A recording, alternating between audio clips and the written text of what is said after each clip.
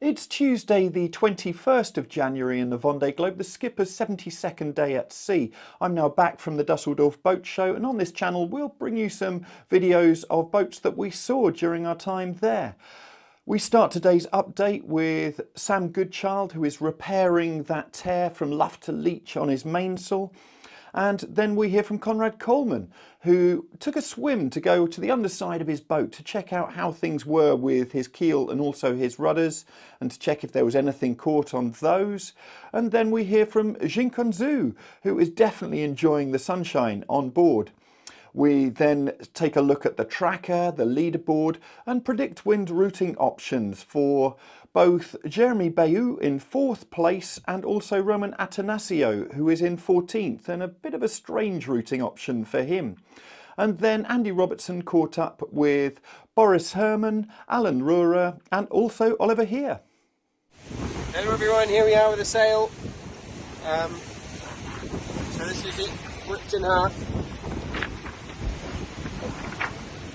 So there's the bottom bit and the top bit, and all the way to the back. And so I'm just gluing the two pieces together, which isn't structural, but it'll just hold the two bits together to have one piece to work on. And so I've glued the back half together. It's a very messy affair, I've even got glue on my nose. And now I'm going to try and do the front half, and then after that we can work on something structural to put over the top. So yeah, it's not exactly easy, but we're trying to do the best we can and lose as little time as possible, but also do something which doesn't have to be done twice. I'll keep you up to date. See ya.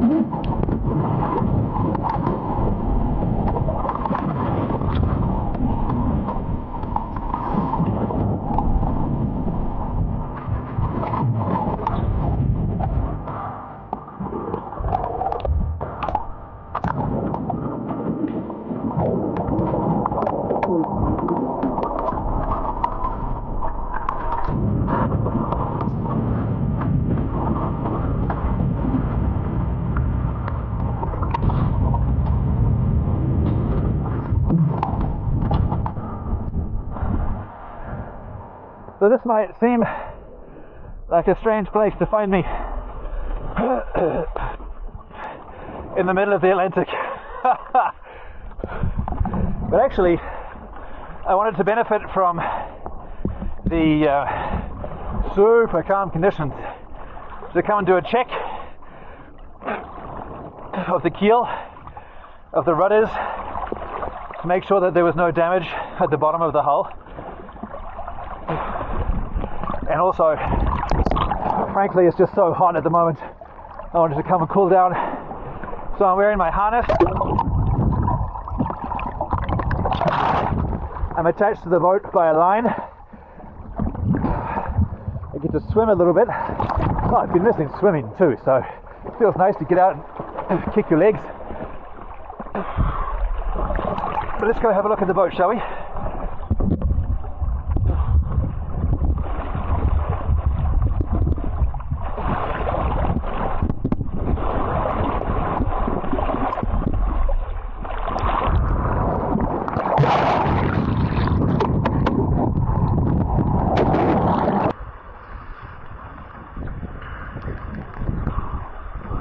So there we go, safe and sound, back on board.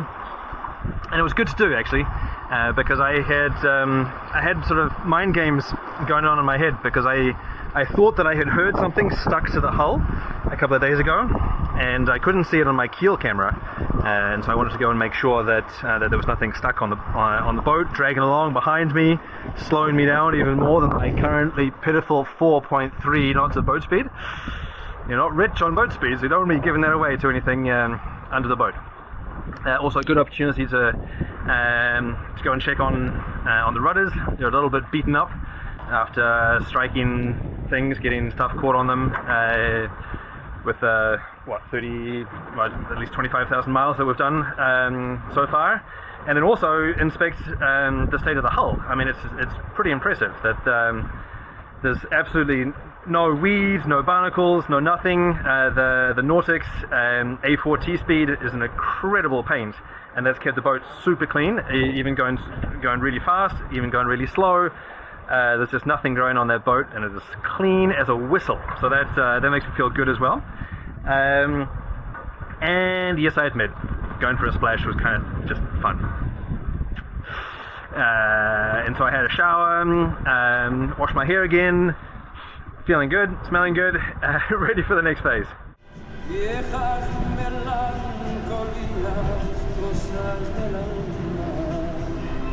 Hello， 朋友们，今天是1月19号，是我们航行的第69天了。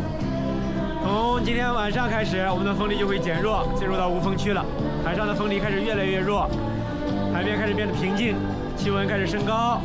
然后我开始打开了我的舱门，换上了我的气血声，一切都开始变得美好了。当然，除了船速开始变慢了以外，不过这也许是老天爷给我们一个喘息的机会吧，给我们一个奖励吧。我们就好好的享受这个美好的瞬间吧。哇，太棒了，太美的落日了。我现在特别感觉像是来到了古巴哈瓦那的海滩一样，我是在度假 vacation 模式，太美了。周围还有几只海鸟，啦啦啦啦啦。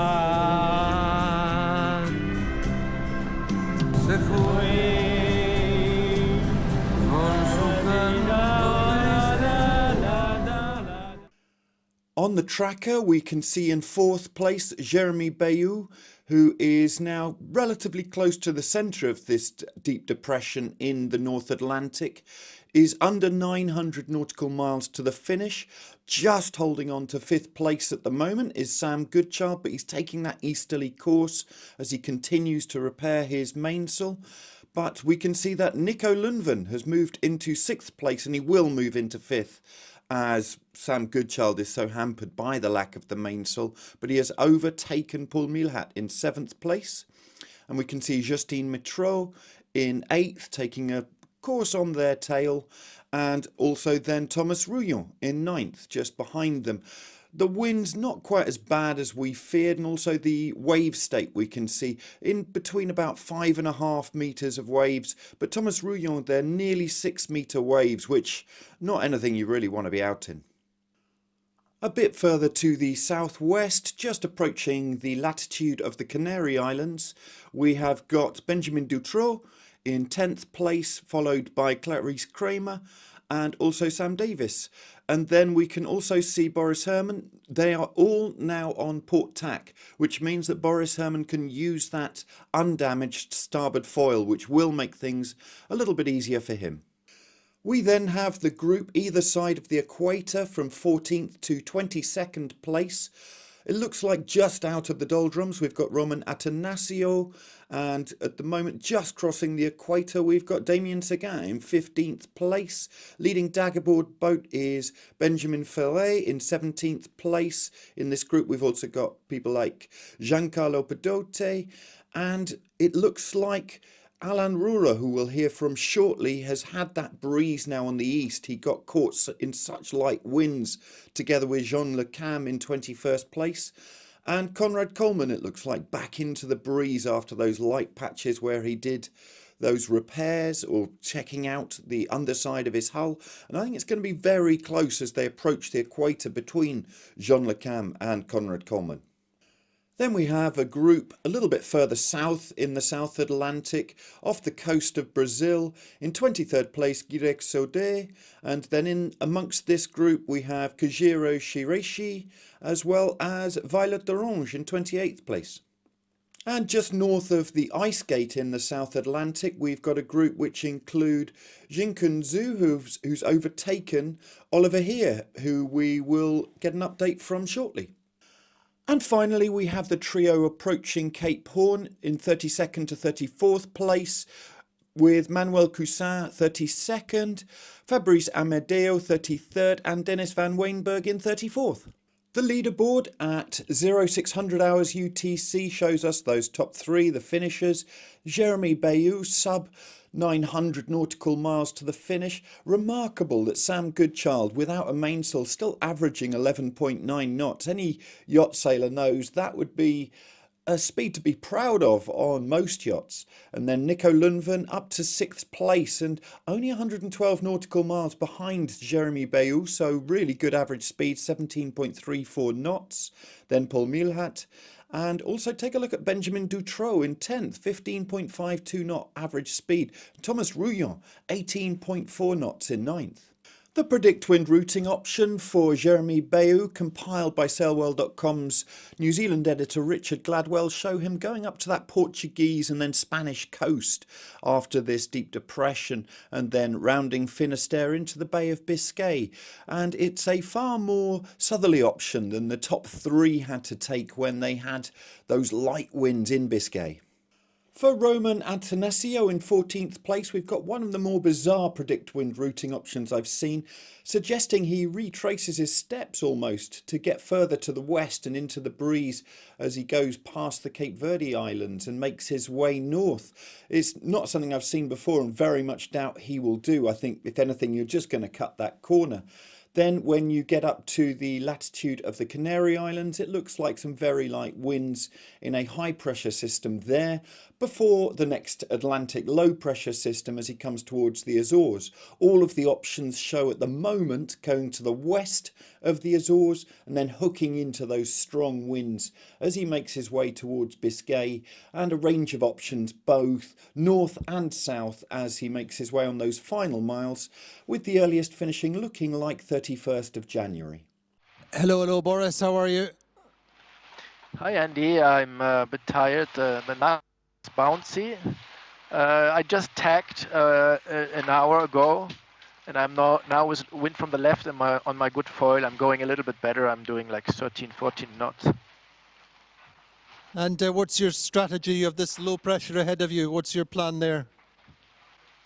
Well, that one that bothers the others, that is way ahead of me, so that doesn't really concern me that much.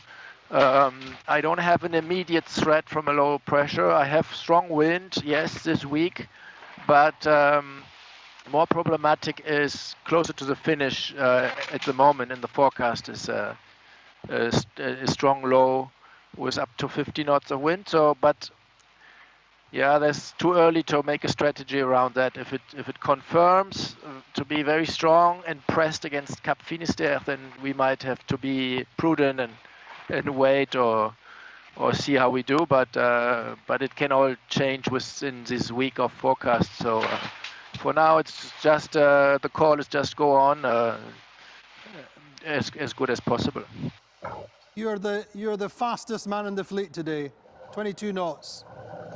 Yeah, I try. I've been stuck in no wind for like a week now, and quite disappointing this part of the race for me. But you can see all the boats, they're stopped now, so I'm pushing the hardest as I can. And actually, I'm not having a lot of wind. I've got 12, 13 knots, but the boat love it, so it's cool. It's reaching. Yeah, it's good condition for today. It must feel great to be moving at such speeds after such a long time being stopped. Yeah, well, it's really it's really nice. You can be outside, feel the wind, feel the boat flying, and just sailing fast and try to catch the other. It's been really hard for me the last couple of days after this option of passing the front on the other side with Damien and Jean Le Cam.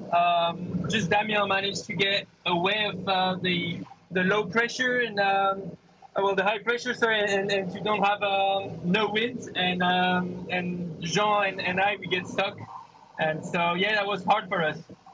So what can you do from here, Alan? I'm pushing. I'm pushing hard, and I try all I can to catch the fleet just ahead of me, that they're stuck on the doldrum right now. So that's my plan. The good thing is I can now see routes from now to from here to La Coruña in 10 days. So that's pretty cool. Let's see how it goes. It looks quite upwind. The North Atlantic, well, till the Azores. That's not really cool for my boat, but I don't really care. I just want to be close to the others and be back on the match, because sailing alone, it's not really funny at the moment. There is not too much happening right now, but it's yeah, this ridge that we just have to cross. I could show you outside. So yeah, I've got at the moment 2 knots of wind. So yeah, not too much is happening out here. And but I have to cross this ridge, and there's no way around it really. I thought I could go to the east, which I did for a while, but I think yeah, it's there's no easy route through it. And how are you coping? I'm okay actually. You probably have heard I had quite a bit of a shocker with my masthead Jenniker. Yes, 1.5 days ago, that literally disintegrated in quite light winds. And now I'm missing the sail because it's beyond repair. But apart from that, it's good. I mean, I'm sailing my course and trying to enjoy it, because 3/4 of the route are over, and yeah, at some point I'll be back on land, and then I'll be looking back at it. Yeah, so I'm trying to enjoy it. And what else are you doing with your days when you have a few moments off? It's a good point. I think I am getting to a point, especially in this very this light stuff, where the days get quite long. Yesterday I kept myself busy doing small DIY jobs. You know, little repairing some chafe on a furling line, and one of the winches made a bit of a funny noise, so I serviced the winch, and just trying to stay busy really.